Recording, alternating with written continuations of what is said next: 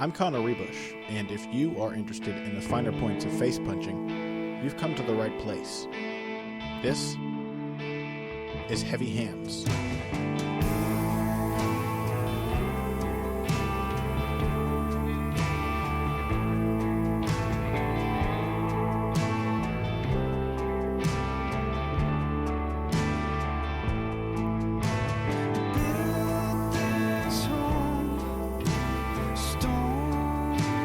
Hello, folks, and welcome to another episode of Heavy Hands. I am your host, Connor Rebush, joined, as always, by Patrick Wyman. Today we have all kinds of things to talk about. Kind of a mixed bag, really. Another strange sort of fight buffet coming up next weekend in Johnny Hendricks versus Stephen Thompson on Fox Sports 1, now that the original main event, the heavyweight title rematch, has been withdrawn. And we're also going to be recapping last week's fights. Before we dive into that, I have to offer my sincerest apologies because I forgot last week to read off the last 7 wonderful patrons for the month of December. So these are 7 people who supported Heavy Hands over the course of December 2015, and they are Ruben von Zandvoort, Reed M. Kellner, Adam, Teddy Bricker, Christian Boyer, Chance Neff, and Lee Bishop. Thank you very much, guys. We really appreciate your support. So sorry I forgot to mention it. And then, of course, partway through the show, I'll start thanking all of the wonderful people who supported us in January. Anyway, with that out of the way, Pat, let's talk about last week's card, because I didn't see what your official predictions for all the fights were. How'd you do numbers-wise on this one? I think I went 7-5-1. You did better than me. I think I went 6-7. Oh, you consider the draw not to be a loss? Yeah, I consider that to just be a draw. Okay, so I think I went 6-1. Because really? That fight went exactly, and I do mean exactly the way I thought it would go. I just did not account for a point deduction. Poking Damon Jackson in the eye. Same here. I felt very vindicated by it, and then I was really bummed that it didn't. That point deduction happened. Not an easy year for me so far for fight predictions. My record is looking pretty shoddy right now. Yeah, not great for me either. But maybe not something we should say at the start of an episode, because we may have new listeners, and now they're going to shut it off. This is true, yeah. So well, but I would say this in general. If you're reading my previews for because you think I'm going to get all my picks right, that's not how prediction articles work. The whole idea of those preview articles that we write is to get a sense for who the fighters are, what they bring to the table, and then with that information, you can see how we interpret it. But then you can do the same thing on the basis of our. On the basis of our knowledge about what those fighters have in their arsenals. Yeah, absolutely. So why don't we, confounding as it all was, it was definitely entertaining, and we had some really bizarre results. Can we spare a few brief words for a brief fight? Let's talk about Ryan Bader. Ryan Badering harder, or at least as hard as ever before. That was absolutely peak Bader. Peak Bader. We're not trying to be extra hard on Ryan Bader, but what we talked about at great length last week was the way that Ryan Bader finds a way. He finds a way in these big fights to do this to himself, and This was the clearest possible example of that, shooting, as a friend of mine put it, from all the way back in the dressing room. He shot from the locker rooms, I see. Yeah, it was... do you get the sense that he wanted to enjoy the success that Daniel Cormier enjoyed in his fight with Rumble without having to get hit in the face first? Yeah, I think that was pretty much what he was trying to do. He wanted to grind him out and tire him out. He knew he had the 5-round fight, so he was probably just hoping that even if he didn't succeed, he would start to wear on him and get into those nip and tuck ground exchanges that have tired Rumble out in the past. He forgot that it was only 30 seconds into the fight, and Rumble was still as fresh as could be, and also he forgot to set up the takedown, so Rumble sprawled on it with ease. Well, and I think that he was trying to get Rumble to respect the threat of the takedown, thinking that would help his striking game as the fight wore on. Sure. Right? That he thought, well, I can't just strike with Rumble because Rumble's probably more technically skilled and he's definitely a harder hitter. But if I get him to respect the threat of my level change, then I can freeze him and go to work with my hands. Sure. But you don't I think the problem with that particular line of reasoning on Bader's part was you don't need to shoot on all the way in on the takedown. Just change levels. Change levels. You don't need to shoot with no setup from all the way outside to get him to respect it. Well, why would he respect a takedown from the fucking locker room? Not to equate Ryan Bader with one of the greatest fighters of all time, but this is how I felt after Aldo McGregor as well. Because you were of the opinion after that fight that Jose Aldo threw a very typical combination which made a lot of sense. And Jose Aldo has come out now explaining it, saying, no, I wasn't too angry. I threw a cross to the chest and a left hook to the head. That's something I would do all the time. My feeling was not that it was stupid or that a lot of people think he like overextended himself more than usual. Jose Aldo is a crazy athletic guy. He leaps into his punches and kicks all the time. So that's silly. He's typically very defensively sound, but when he goes all offense, you get the sense that you can expose yourself for a brief instant. His problem is that he went for that without ever having established it. And that's what Ryan Bader did too. He went for the full tilt takedown, fully committed, trying to get Johnson off of his feet and onto the ground without any idea how he would react to it. So he hadn't level changed and seen him throw an uppercut, or level changed and see him duck, and then he thought, okay, now in a level change he won't react because he'll think it's a feint. He just went right for it, and he suffered the consequences. Yeah, I mean, that was ugly. That was very, very ugly. Yeah. And, but props to Anthony Johnson, who everybody seems to forget this. Like, Anthony Johnson is a really good wrestler. He was a junior college national champion wrestler. Like, the motherfucker knows how to sprawl. His problem is not that he can't stop a takedown. His problem is one of confidence. I'll give some armchair psychology here. I was discussing this with Phil McKenzie with Phil McKenzie on Twitter shortly after the fight. He was talking about, they call him Crumble Johnson. They call him Anthony Crumble because he crumbles in fights. And we talked about this last week a bit. The Daniel Cormier fight, the Vitor Belfort fight, the Josh Koscheck fights, like all of these matches. And it's not really that many, and they're all pretty good fighters. But all of these fights ended very, very similarly, where Anthony Johnson kind of crumbled after a prolonged exchange on the ground. And I think. And actually, Phil's question was, why has Anthony Johnson never looked as amazingly good as he did in that Phil Davis fight? And I think you mentioned that you thought his technique has improved, and I agree. But like tactically speaking, that was a 3-round fight against a frustrating opponent, and Anthony Johnson fought it perfectly.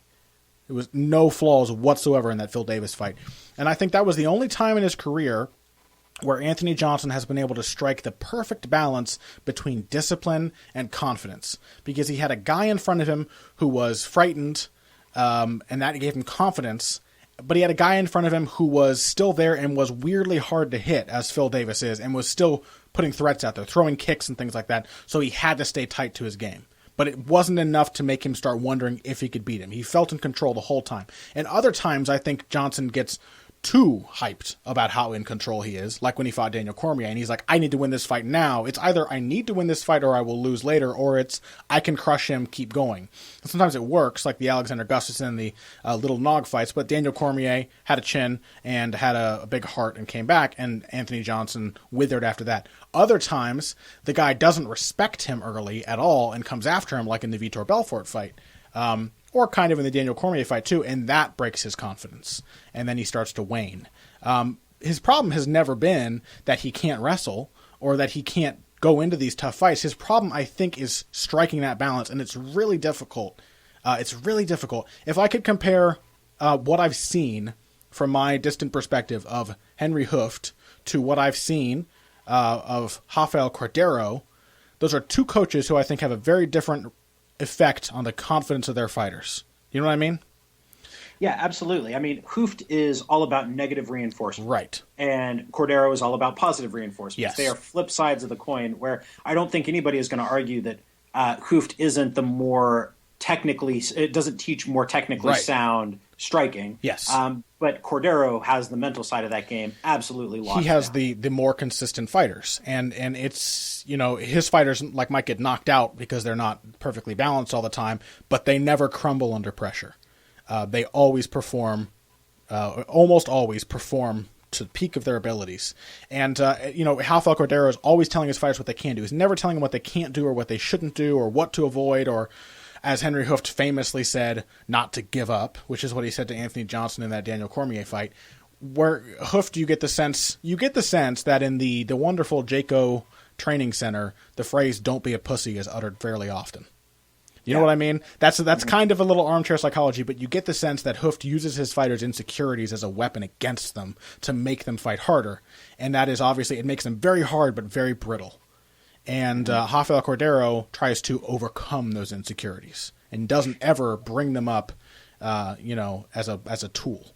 So yeah, it's like we don't constantly mean to be going to the well with the well of Rafael Cordero as like the peak of MMA training or anything like that. But I think he understands positive reinforcement and how to mold his fighters in that particular fashion better than just about anybody else. Like, I think Greg Jackson is more of a mental master. I think Rafael Cordero is very straightforward in what he's trying to do, and he does it very, very well. Rafael Cordero does what Greg Jackson does with a much simpler tool set.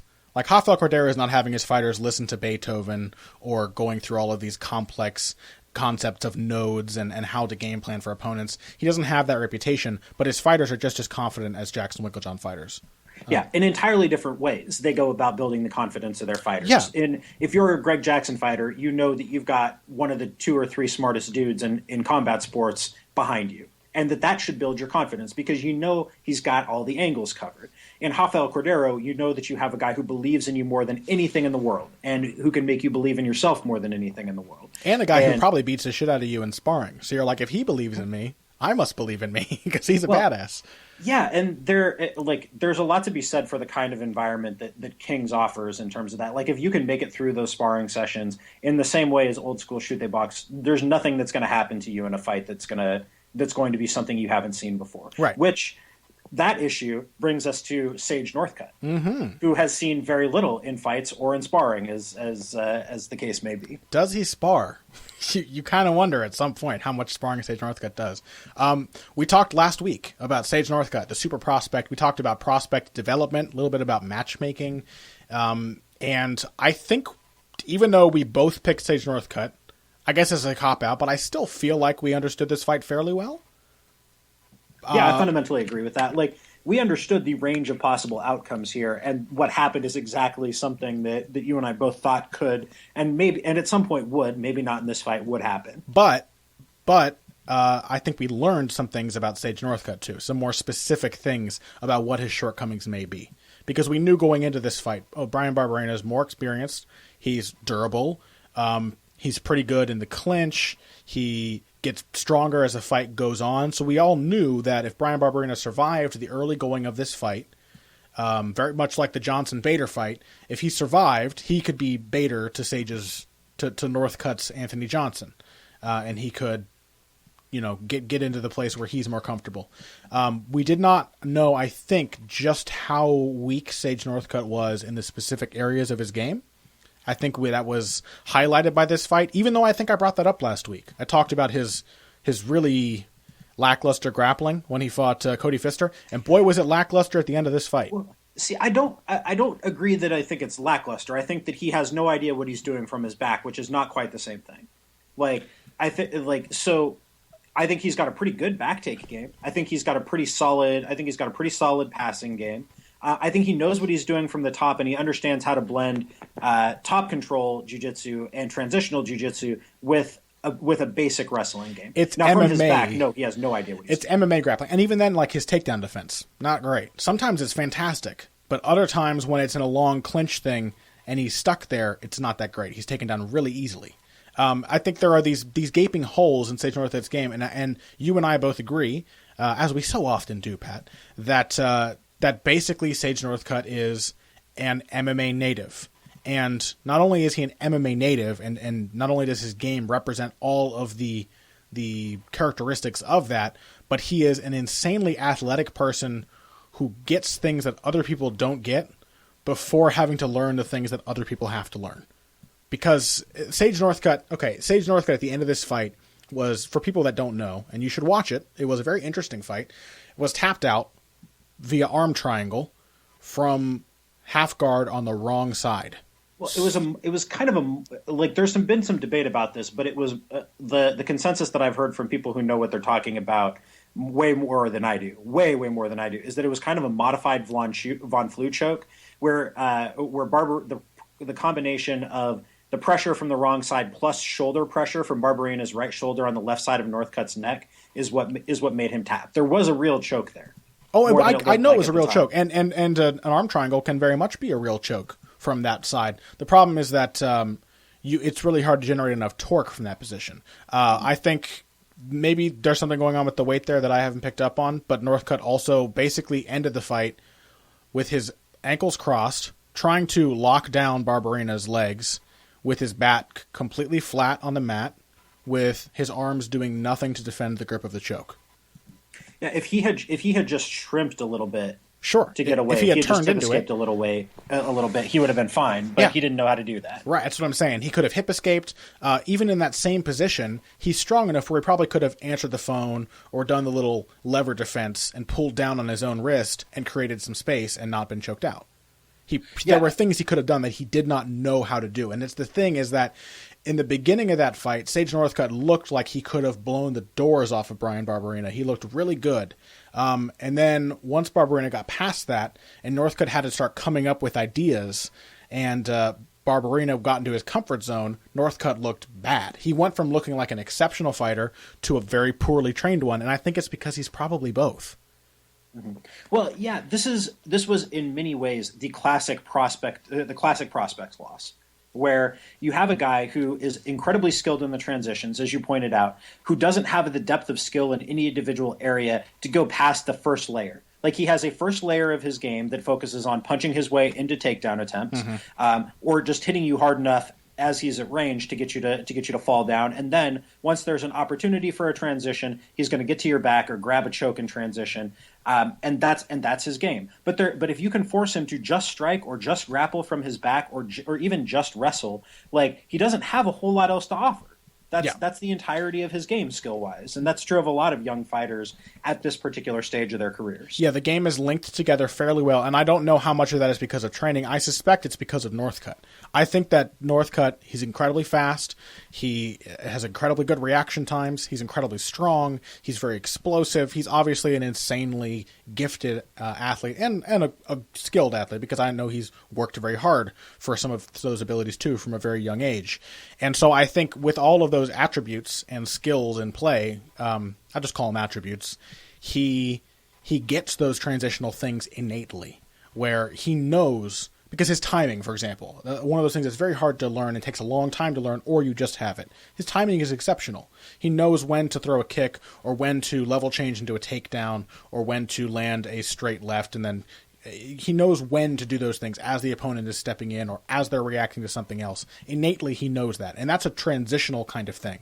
That's a kind of thing where you have the opponent expecting one phase and you switch to another. But as our friend Schwan Humes said on Twitter after the fight, Northcutt's game is basically all transitions. It's all transitions with no meat. You know, it's all connective tissue with no muscle to actually get you through the single areas. And so when he fought a guy in Bryan Barberena who could just make him grapple, it happened in the Cody Pfister fight as well. When Cody Pfister just made him do jiu-jitsu for a bit, he looked bad. And then he looked just as amazing as he ever has after the bad stand-up in that fight. He came back, he got a bad stand-up, and got to reset, and he looked great. He got the takedown, he looked perfectly comfortable from top and on the ground because he was in control again and he was transitioning again. But when he was locked down, he looked bad. You had a couple examples of the prospect submission loss. You want to rattle those off so we can get some gravitas to this theory? Oh, Jesus, man. I mean, you could go on and on and on about this, but Benson Henderson to the otherwise unknown Rocky Johnson in like the third or fourth fight of his career at almost exactly the same stage, like year-wise, like 15 months into his career, that Northcutt lost to Barberena here. Jose Aldo to Luciano Azevedo, a rear naked choke after Aldo got worn down into the second round of that fight, gave up his back in a way that a world jiu-jitsu champion brown belt never should. Aldo was 18 at that point. To the career journeyman Luciano Azevedo, or some of the other ones. The most famous one is George St-Pierre to Matt Hughes, in which he panic tapped to an armbar with 1 second left in the first round of a fight that he was winning. Mm-hmm. Conor McGregor had two. Conor McGregor had one to the career journeyman. He's 15-14 now. Artemis Sitnikov by knee bar, and then Joseph Duffy, where he panic tapped the second that Duffy passed into side control.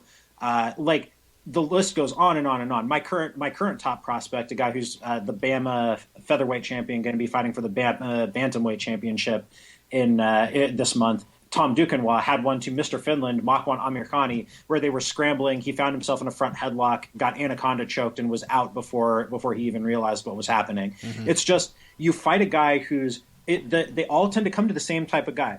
big, strong, durable, experienced guys with a lot of grappling, with a fair bit of grappling skill. Like, and they wear you down. They go past your first layer of skill in any particular area, and they force you to fight for extended periods in an area where you're not comfortable, and you get caught with something. Yeah, and it's not the end of the world. I would put it that there are probably I suspect that it would probably happen with not just with grapplers, but with strikers as well. If there were more of those guys, more journeyman strikers in MMA, which there still aren't. Mostly, there's a lot of wrestlers around.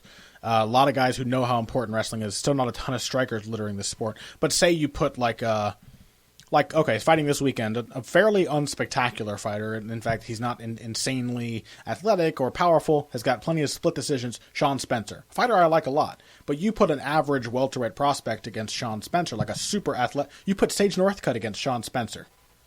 At welterweight. And Spencer's a fairly small welterweight, so it would actually be a reasonable matchup. Spencer would probably do something similar, or would at least have a strong chance to do something similar just by controlling the pace and the range of the fight and keeping it to that one phase.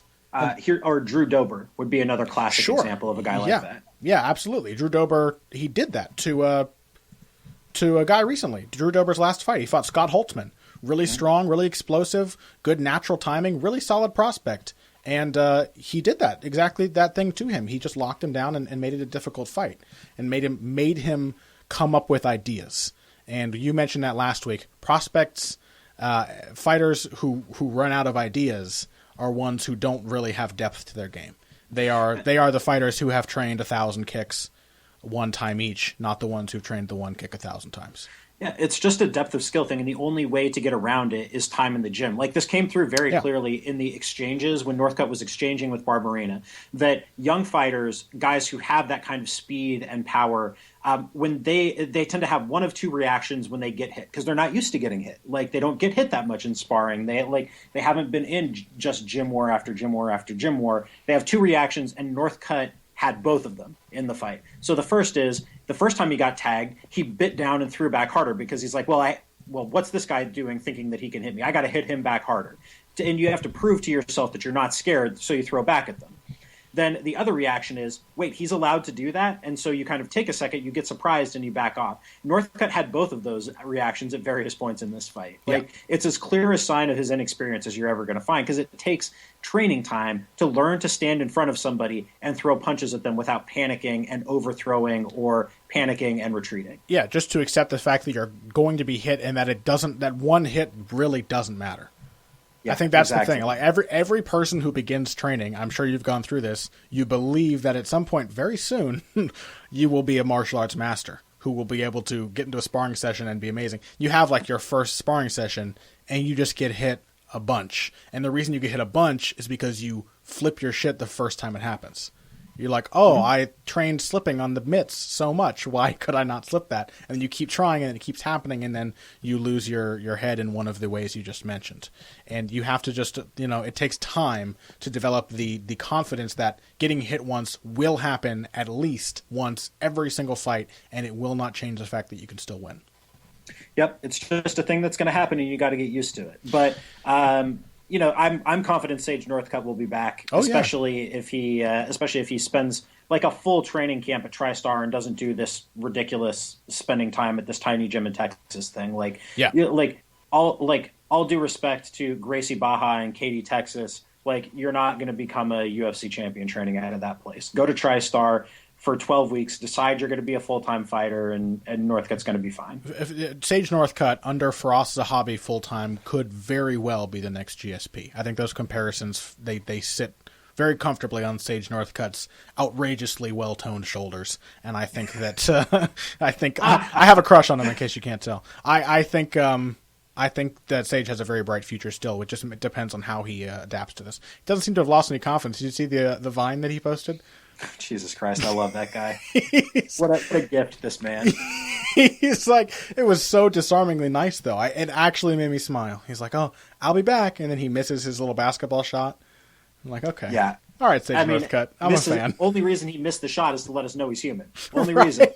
I'm sure he made it the first take. That was the 50th take. He had to keep trying in order to make himself miss the shot. Yeah, I'm sure that was the case. Okay, why don't we take a break? When we come back, we're going to talk about Johnny Hendricks versus Stephen Thompson, maybe give passing mention to some of the other weird mishmash of fights on this card, which is a solid card. It's just nothing really stands out as being incredibly analyzable. And then at the end of today's show, we'll get into some heavy bag questions from you, our listeners.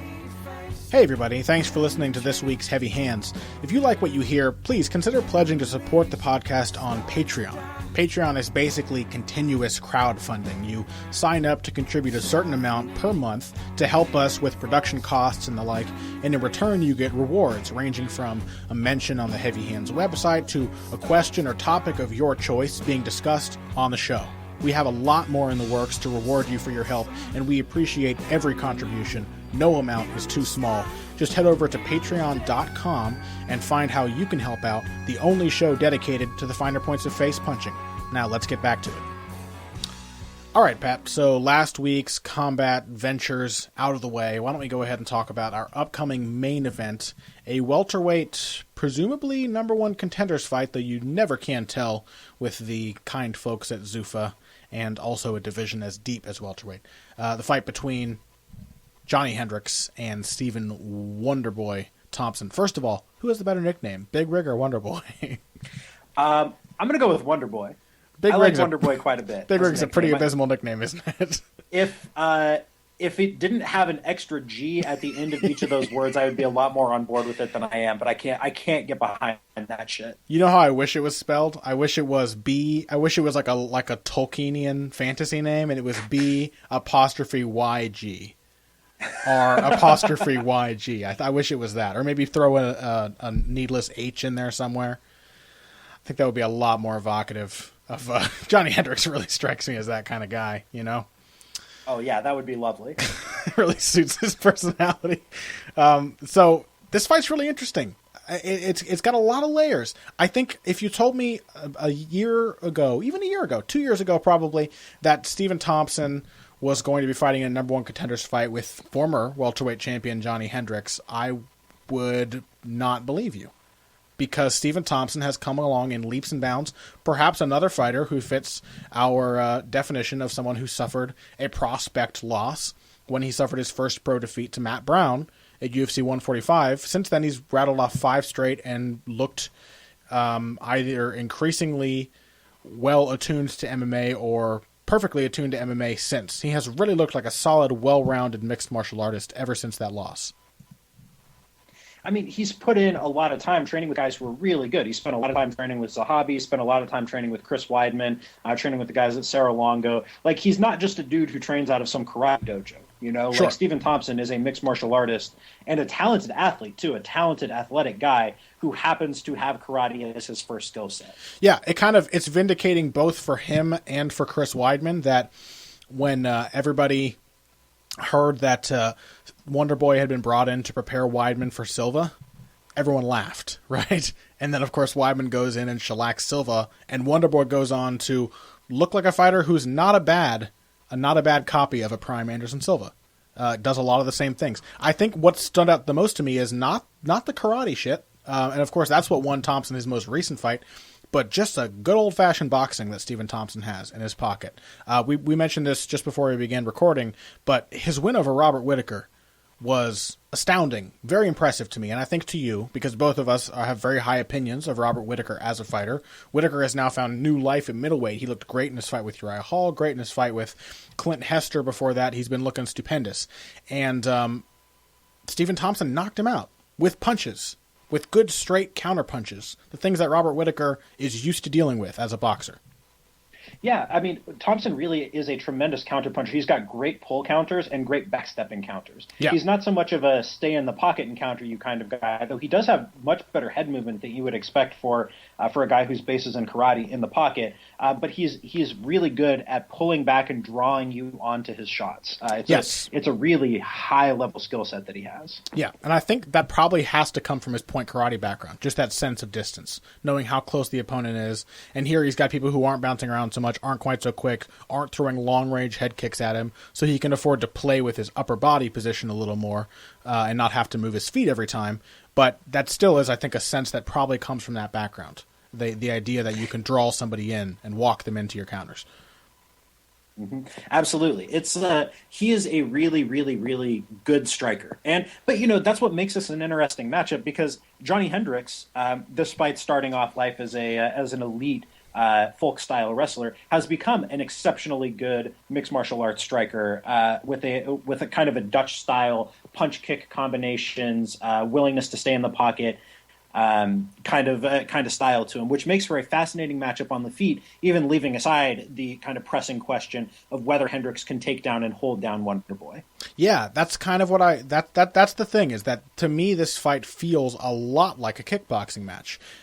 Johnny Hendricks has obviously favored his striking more and more, and has often leaned on his wrestling almost to his detriment in recent fights. He has really turned into a fantastic Dutch-style kickboxer under the tutelage of Stephen Wright.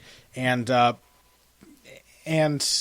course, Stephen Thompson doesn't get enough credit for his takedown defense, which stems, first of all, from distance management and movement at range, but he's not a bad clincher either. He's kind of got the Max Holloway thing going on, where he's happy to lean down on an overhook and then just pivot out as quickly as possible. He's got a good metagame as far as his counter wrestling is concerned. So I wonder if it will be a fight where it's Johnny Hendricks desperately trying to take Stephen Thompson down, or Johnny Hendricks getting Stephen Thompson down, or is it Stephen Thompson defending the takedowns, or how much do the takedowns actually play a role at all? And is it just kind of a kickboxing match? I mean, I think this will be. I think that there are some parallels matchup-wise here with what Hendricks did against Matt Brown, where he's going to have to kickbox with Stephen Thompson. He can't just dive on takedowns and expect to win the fight that way. Or if he can, then what we've seen from Stephen Thompson in his last few fights is somehow not indicative of the fighter that he is on Saturday night. Because what we've seen from Stephen Thompson suggests that if you dive on shitty takedown attempts, he's going to stuff them all night, whether they're in the middle of the cage, up against the cage, in chains or single shots. Like that, he knows how to defend those, and he's a great athlete who has a great sense of balance and where he is in terms of body position and scrambles. Like he's going to stuff those. You're going to have to set them up. You're going to have to wear him down with striking. It's not an option to do nothing but wrestle the striker here. So in that context, it makes for a really fascinating matchup of two very, very different kinds of striking styles. And one of the things that Connor, you and I were talking about before we went on for this segment is how much we like Johnny Hendricks' striking coach, Stephen Wright. Smart dude. We've interviewed him a couple of times on this show. A wonderful, wonderful human being and a really deep well of knowledge about various styles of striking. Yes, absolutely. And the one thing that you had pointed out about Stephen that I think we both agree is a real credit to Johnny Hendricks in this matchup is that Stephen Wright is one of the biggest tape junkies in all of MMA coaching. Which is probably why Mark Lehman asked him to work with him in the first place, because Mark Lehman, as I understand it, is the same way. There are guys like Dwayne Ludwig, guys like Brandon Gibson. There are a few coaches who are well known for just watching a lot of footage of their fighters' opponents, and Stephen Wright probably watches as much or more footage than any of them. And I think because Stephen watches everything. Stephen doesn't just watch a lot of MMA. He's a huge or fight a lot of fan as well. Or a lot of kickboxing. Yeah, Stephen watches every single fight you've heard of. Stephen has seen at some point or another, like obscure kickboxing shit from China, and he watches straight up Muay Thai. He watches every major boxing card of any significance, every major MMA card of any significance, regional MMA. He watches everything. Yeah. And so it's hard to imagine that Johnny Hendricks will come into this fight and be bewildered by any of the strange things that Stephen Thompson will do, or in any way be unprepared for some of the elements. So why don't we'll try and get through what we think some of those elements are. For me, I'd be very surprised if leg kicks don't play a really key role for Johnny Hendricks in this fight. Yeah, I think we agree there. Those are going to be the central element of Hendricks's game plan. Why? Because leg kicks attack space, and they have a lot of margin for error against a guy who wants to control the distance in very precise increments. Yes, agreed. So the thing with leg kicks too, Pat, is that they attack space. That's the thing that we both have to come into this agreeing on. They attack space, just like the circular blows we've discussed in the past, strikes to the body, things like that, hooks to the body. They control the space of the octagon. Now, I wonder if that's going to work the same way in this matchup, because I don't think Johnny Hendricks is a pressure fighter. Maybe you disagree with me. You don't think he's a pressure fighter either, or? No, I don't think he's a pressure fighter, but I think that against a guy who's going to want to angle out, who's not going to want to stay in straight lines, he's going to need to do those. He's also giving up a substantial amount of height and reach. And to reach a taller fighter, he's going to need to use his longest range weapon as consistently as possible to make it so that Thompson cannot cover the distance backwards as fast as he wants to bring him into range for his punches. So in a different way than we've discussed in the past, he'll be attacking space, because I don't think Johnny Hendricks is going to be looking that much. He may try to change his approach here. But I don't think he's going to be looking that much to cut off the space of the octagon. Rather, I think he is going to be trying to anticipate Thompson's evasive movements in open space, trying to run him into leg kicks almost as counters after Thompson tries to step in. Because one thing Thompson does very, very well is work off of his jab and create an open space using his upper body as well as his feet, as you mentioned before. He's going to come in and touch you, and then he's going to pull his head back and step off to the side. And you can't deal with that by chasing straight after him, because he is going to set up a pull counter, just like he did to Robert Whittaker. If you try to really, really hard to cover that space, he's going to walk you into his right hand or something like that. And so what you have to do is to try to catch him with something relatively defensible that covers a long distance and that will catch him as he tries to move laterally on that escape. That doesn't force you to chase him.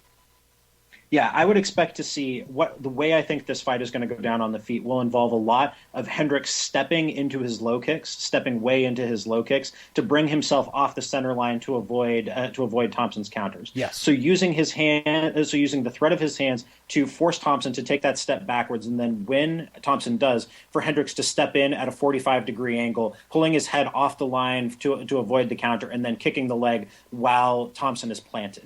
Yeah. And then to recover, to return back to his stance, and then come back with punches after Thompson's counter. So to use the kick to cover distance and create a new pocket where Hendricks can land punches. Right. In a lot of ways, I think this fight for Hendricks will be kind of similar to the GSP fight. A guy who operates behind a good jab, moves well at range, throws good high kicks and things like that. At least in terms of the range striking, it'll be similar to that fight. But Johnny Hendricks is a very different fighter from when he fought GSP. So it's kind of an entirely new matchup. Not even to mention all of the things that obviously make Stephen Thompson different from Georges St-Pierre. So I'm really fascinated to see it. And I don't know, the more I think about this fight, and maybe this is because I just don't give enough credence to Johnny Hendricks' wrestling, but the more I think about this fight, the closer it seems to me. I don't feel like this is I don't feel like it's a runaway matchup for Johnny Hendricks. No, I don't think it's a runaway either. The odds makers have Hendricks as a just over 2-1 favorite right now, but a lot of money is coming in on Stephen Thompson for good reason. I think and there are a lot of smart people out there who are picking Stephen Thompson. Friend of the show and Irish MMA impresario Sean Sheehan has been on the Stephen Thompson train for a long time and is comfortably picking him here. Sean's a smart guy, does a real good job of picking fights, and like I understand why. I see that. I think at the end of the day, I don't think Hendricks' wrestling is getting enough credence. I think there's a reason he was a national champion. I think he can use that to eat up time and eat up some space. After doing some responsible kickboxing on the feet and kind of wearing Thompson down with volume and low kicks. So I'm picking Hendricks, but I see Thompson's path to victory, and I don't think that that's at all unlikely. I think there's a solid 40% chance of the fight playing out that way. It would not at all be surprising to me. Yeah, I mean, I'm picking Hendricks as well, as I think we both intimated already. We've got Hendricks with the better wrestling, of course. We've got Hendricks with the higher volume. We've got Hendricks with more power. And Hendricks, of course, with durability, determination, these sort of intangible factors. But, it's an interesting fight. The more I think about it, the more fascinating it becomes, because I really don't know for certain how it plays out. And I would be really wonderfully surprised to see a Stephen Thompson win. Just as wonderfully surprised and pleased as I would be to see a Johnny Hendricks knockout. Either of those two things, I think... Yeah, and man, can you imagine Stephen Thompson challenging for a welterweight title after the huge sense of hype train derailment that surrounded him after that loss to Matt Brown? Dude, I mean, Stephen Thompson, Robbie Lawler would be a hell of a fun fight. I'll say that. Yeah. I would watch the shit out of that fight. That would be a great fight. And I can imagine Stephen Thompson winning that. That's the thing. I think a striking match with Robbie Lawler, he might do okay. Yeah, I think Johnny Hendricks is a uniquely difficult striking matchup for him simply because Hendricks is so committed to low kicks and so committed to combinations and so committed to volume and so able in the pocket. I think that makes him a difficult matchup on the feet for Thompson. Yeah. Whereas Lawler, Thompson can out-volume Robbie Lawler for large stretches of that fight, and his command of distance would make it difficult for Lawler to land the kinds of shots he wants to land. That's an interesting fight to me. I would watch that. I would be very happy if that were the matchup. Mm-hmm. Yeah. But both of us picking Johnny Hendricks, is that right? Yeah, both of us picking Johnny Hendricks. Are we chickens? Are we chickens? I'm not. I don't know. I'm a believer in Johnny Hendricks. I have been for a long time. I think he has been unfairly maligned for the win over Matt Brown. I think he ate a lot of undeserved shit for the weight cut problems against what was supposed to be the fight with Tyron Woodley. He's a really good fighter. It's like people have somehow forgotten that. Where did this notion that Johnny Hendricks has a problem with not showing up for fights come from? That this is somehow a pattern for him. Man. I don't understand the reaction to Johnny Hendricks. I guess he's not that likable because he's confident. I don't even think he's unfavorably cocky. So, I know that's not the kind of thing we talk about on this show, but yeah, Johnny Hendricks is really good. So, I would love to see Johnny Hendricks back in the title mix. I think he's fantastic. I'd love to see him. Anyway, enough about this fight. Why don't we move on? In our next segment, we're going to answer a couple of heavy bag questions, 2 or 3 questions from you, our listeners, before getting to the rest of the show, which will be the end of the show, that after this break. Financial support is fantastic, but there are other, even easier ways to support Heavy Hands. Perhaps the best is by spreading the word. We know our fan base. You're all cool, popular people with serious social media presences. You're tastemakers and trendsetters. Okay, there are 1 or 2 of you that don't fit that description. You know who you are, but no matter what, you can always help us out by telling folks about the show. And you can also give us a positive rating and review on iTunes and Stitcher, things like that. We rely on word of mouth and positive feedback to grow and improve, so thank you very much for your time and your help. Now, back to the show. And we are back for our final segment. And now, before I get to the questions, introducing the Heavy Hands sound effect.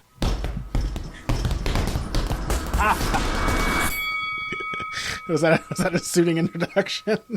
That was a suitable introduction. I think everybody knew that it was coming. It was well introduced. I think there could not be a single person listening to this who speaks the English language who did not know that sound effect was about to happen.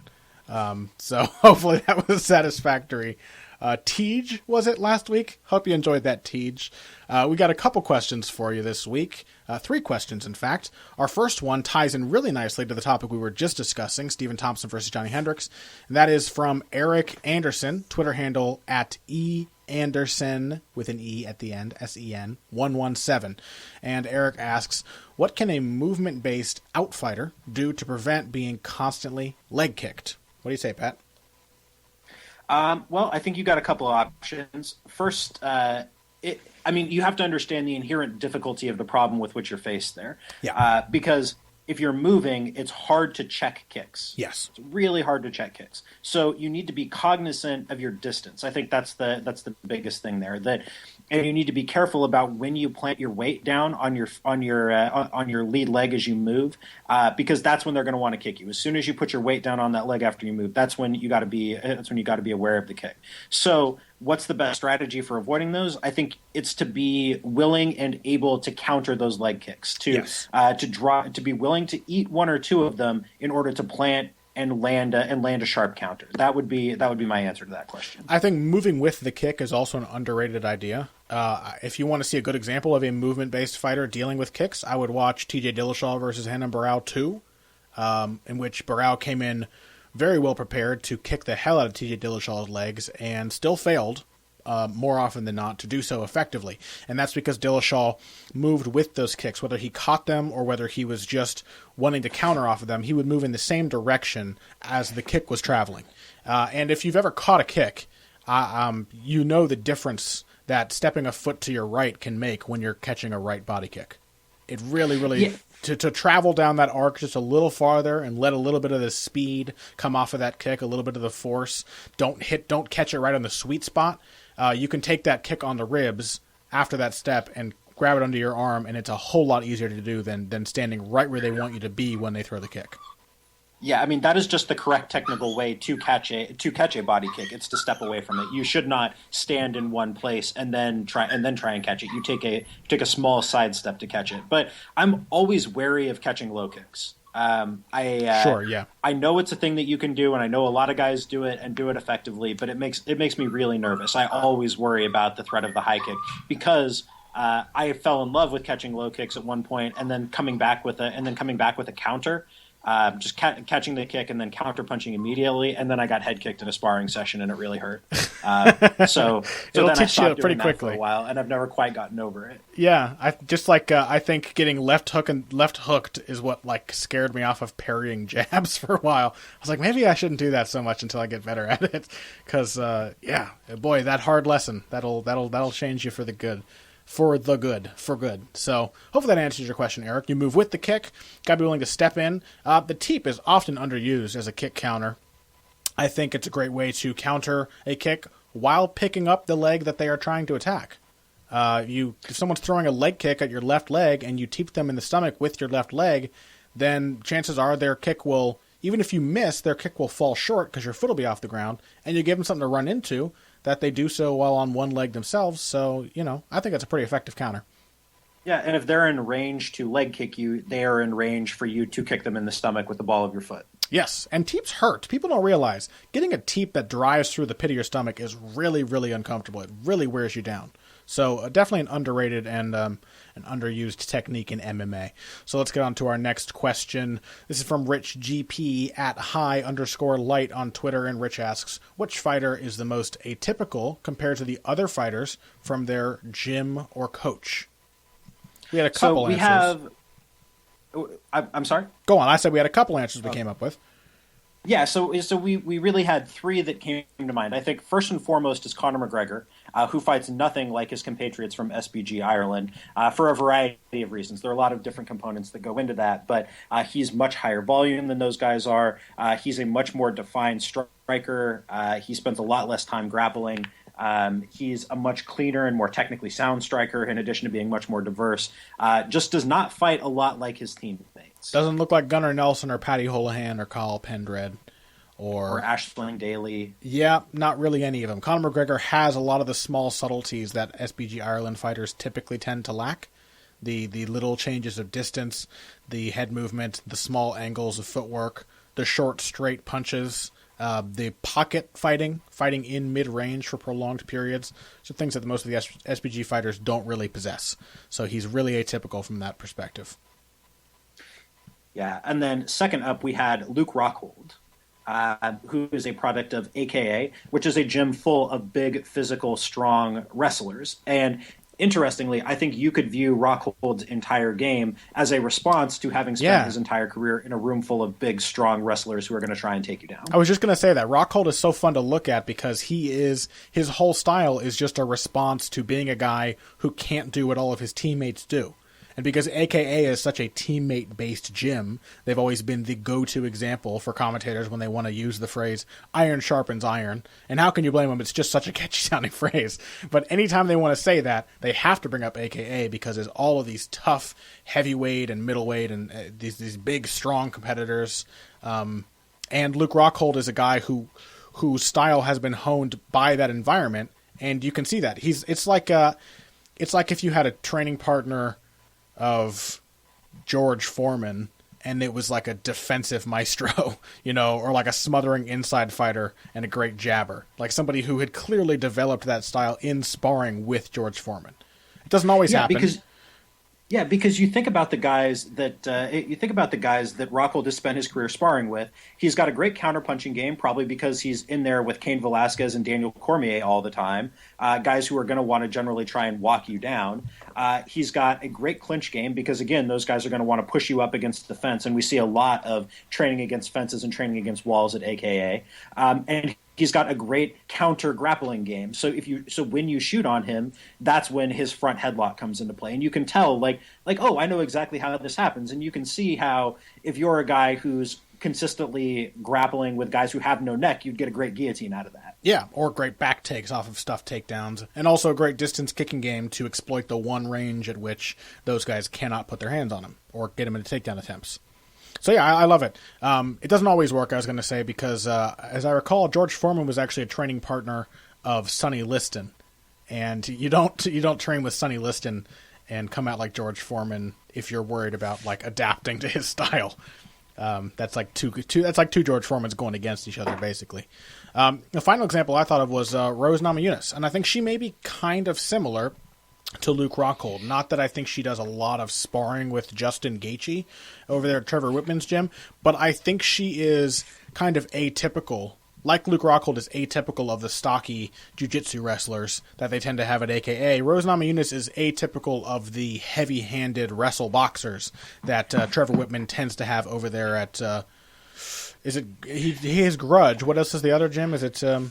Elevation Fight Team. Okay, is that what they're doing now? I think I don't know. Elliot Marshall, the Denver area. Elliot Marshall, or is it Elliot Marshall the trainer? He works with Elevation.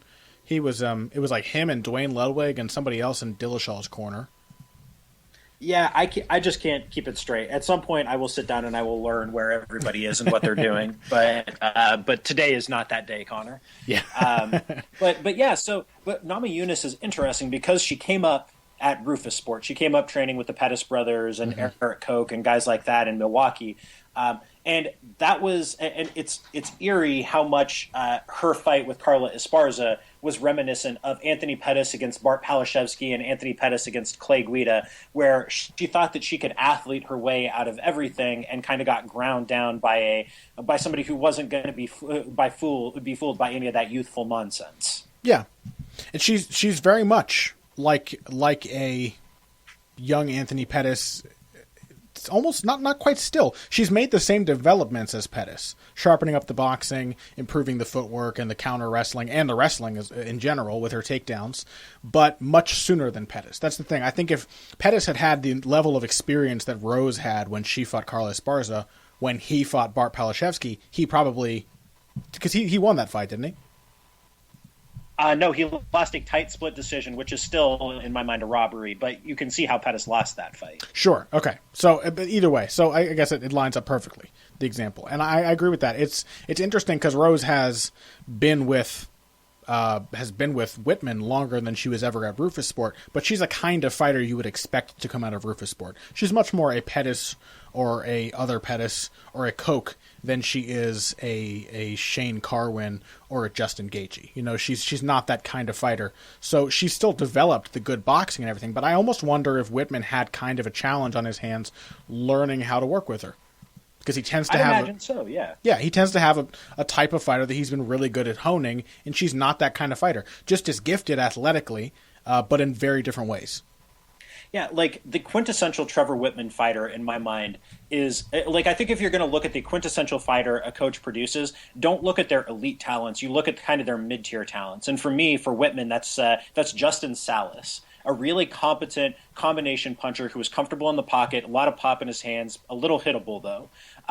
And I think that's like the type specimen for the kind of fighter a coach produces. And Rose Namajunas is nothing like that. Yeah, she's like an out fighter with a strong 1 and a strong 2, and she's very much an out fighter. I mean, when she fought her most recent fight against Paige Van Zandt, it was all the way in or all the way out all the time. Yep, it was a beautiful performance. I still can't get enough of that. Great fight. Yeah, I loved it. Absolutely. So hopefully that answers that question. I think those are a couple of good examples. Our final question comes to us from Silver with a Y. Needs an apostrophe. Not quite that big rig level of Tolkienian tribute, but pretty good. His Twitter handle is @27Silver. Spelled correctly there. So that's throwing me off right away. Maybe get that fixed, Silver. His question is, what's the biggest threat to the champions in their respective divisions? In our opinion, Pat. Just in our opinion. Oh, man. So... okay, for flyweight, I guess I'm going to say Cejudo just because he's got the wrestling pedigree, and mostly because of the absence of anybody else that I think is even remotely capable of challenging Demetrius Johnson. You know what? I'm going to say after his performance last weekend that Wilson Hayes is a much more promising contender than I thought he was. Because I think he's coming along with his striking. He's very, very strong for the division. His cardio did not seem to be as much of an issue as it was in the past. And he was doing good work in the clinch. I think he'd be a rare fighter who could probably be a better grappler than Johnson on the ground, who would be willing to clinch with him. He was actually doing some Mighty Mouse-esque things to Ortiz in the clinches in that fight. So I'm going to say Wilson Hayes. I don't know that... I mean, it's impossible to say anybody will beat Mighty Mouse in this division, but interesting challenge. I think Wilson Hayes fits that bill. Okay, so for bantamweight, I'm going to say Tomas Almeida, simply because I think if you're going to beat Dominic Cruz, it's going to have to be on the feet. You're not going to out-wrestle and out-grapple him. So I'm going to take the guy that I think is the most dangerous striker in that division, particularly over a fight that's going to, that would almost certainly go all 5 rounds. I think he wears a guy like Cruz down. I think he produces volume. He's willing to exchange, and I think he could find Cruz on those counters that he likes. So maybe not now, but in a year or so, I would go with Tomas Almeida. I'm going to say Aljamain Sterling, if it's still Dominic Cruz. If it's TJ Dillashaw, then I think I would pick Almeida. But for Cruz, I think Sterling... And I would never pick Sterling against Dillashaw. I happen to think that he would probably get buzzsawed by Dillashaw. But I think Sterling's weird game of really strong wrestling, he has no fear of the Dominic Cruz takedown, and he could work with him on the ground very competently. Great submission game. And then kind of a weird piecemeal long-range kicking game. I think he could actually deal with Cruz fairly well. Not right now, but in some time, I think Aljamain Sterling would be an interesting matchup. Who knows Interesting pick.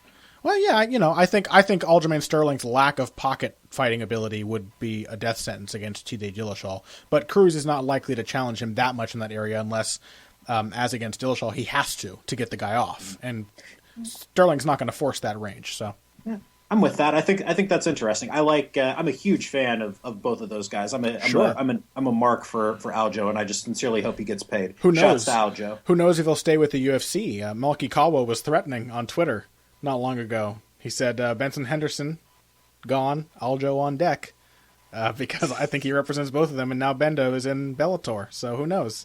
He does indeed. Oh, Malky. Oh, Malky. It would be disappointing if Aljo left the organization. It would be kind of a bummer. Yeah. But, okay, so featherweight, assuming the champion is Conor McGregor, we've had this conversation before, but of guys who are up there right now, Max Holloway. Of guys who are on the way up, Mirsad Bektic. But I don't think that McGregor stays at featherweight long enough for Mirsad Bektic to fight him. And I think it is only fair to add, because I agree with both of those, I think it's only fair to add Jose Aldo. I think could still very well beat Conor McGregor. We really still have almost no idea how that fight goes. You know what I mean? Yeah, that's true. It makes it hard to pick against McGregor in a rematch, but realistically, we don't really know how that fight plays out for more than 13 seconds. Yeah, absolutely. At lightweight, it's hard to say anybody other than Khabib Nurmagomedov. Connor, you with that? Yeah. Who else is there but Khabib? Tony Ferguson. Khabib, or Connor, or McGregor. Well, yes, of course. Yeah. But maybe Tony Ferguson. Yeah, I'm still going to stick with Khabib simply because he beat Dos Anjos less than 2 years ago. But now Ferguson and Khabib are about to fight. Yeah, that's going to be fun. That's going to be a fun fight, huh? Yeah, so we'll see. I can't wait to get to talk about that one. How about welterweight? We got Robbie Lawler in the championship still. Some people don't think he should be there, but it's hard not to say Carlos Condit after that fight. Although I doubt that we would see the same Robbie Lawler show up again, because something was weird about Robbie Lawler that night.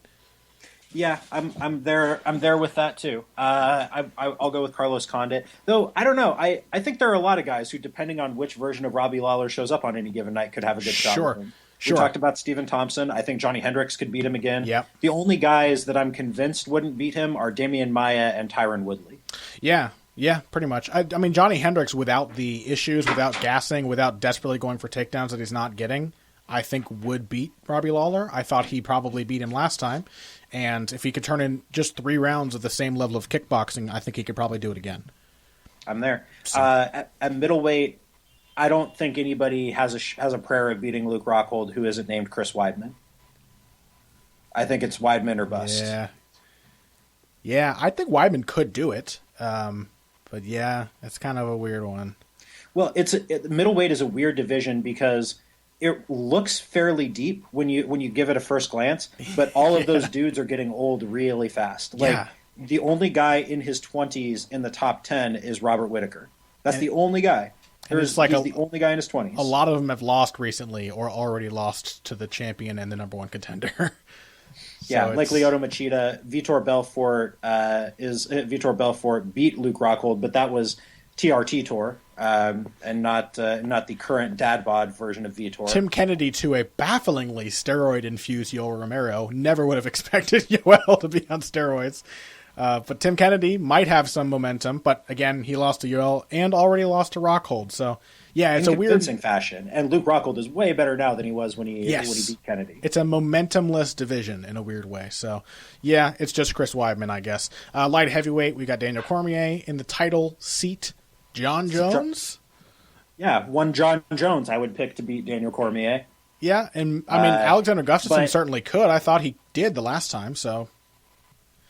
Yeah, I mean, if we're going to give the proper champion his due, Mr. Jonathan Bones, I would say the biggest threat to him is Rumble, simply because of the power and the ability to operate in the pocket where Jones is least comfortable. Sure. It's hard to imagine John Jones having anything but a tough first round with Anthony Johnson, though, before striking a momentous comeback and winning that fight. Heavyweight, we got Fabricio Verdum up there. I'm still interested in how a Cain Velasquez rematch goes.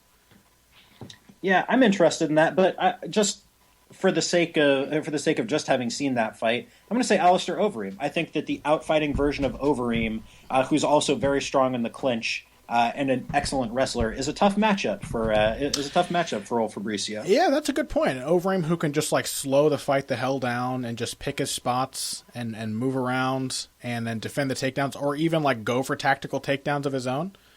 Yeah, I think that's actually a really good one. I think that's a fantastic pick. Strawweight, who you got? You got to give Gedalia her due with Jędrzejczyk there, but I think give her a little time and Rose Namajunas will be in a position to challenge as well. I think that's a really interesting matchup down the road. Yeah, I'm with you. I think it's Gedalia right now. I think it's Namajunas a year from now. Sure. Women's bantamweight? Holly Holm, champion? I mean, could be Ronda Rousey. A lot of these are rematches that have yet to happen. It could very much be Ronda Rousey. She looked real bad. It's probably not going to happen because she's still with Taverdian. But the first fight was closer than you remember. Much like Velasquez Verdum, it has really become a one-sided beatdown in memory, when in reality it had some close exchanges. Certainly was Holly Holm's fight, but Ronda wasn't completely outclassed from the very beginning. Anybody else? Otherwise, I'm going to say Valentina Shevchenko is an interesting matchup. Sure, yeah. Good shout. Or Amanda Nunes. Amanda Nunes and Valentina Shevchenko, I would say. Yeah, I think Nunes is still probably a one-round fighter. We just don't know if she can carry on that Sarah McMahon performance for more than a round, but she'd certainly look good there. And I think Shevchenko's a fantastic pick. I think she's got a ton of potential. Very technical, very disciplined, very calm, and very strong. She looks very big and tough for the division. Probably one of the only fighters besides Holm with like the upper body strength and the poise to contend with Ronda Rousey in the clinch. So yeah. I'm right there. All right. Well, hopefully that answered your question, Silver. In fact, I know it answered your question because you only asked for our opinions, and those were our opinions. Honest to God, we didn't steal those ideas from anybody else. I hope the Kenny Florian meme that has evolved in the aftermath of this never dies. By the way, Pat, have you seen this? Where you that's just Kenny Florian quotes. It's Kenny Florian quote unquote quotes. You watch a video and then you quote the video and then you attribute the quote to Kenny Florian. That kind of thing. It's great. It's a fantastic one. It. So those were our opinions, or they were Kenny Florian's opinions. We'll leave it up to you to tell. Either way, we hope it was satisfactory for you. Pat, what do you got coming out this week before we wrap up?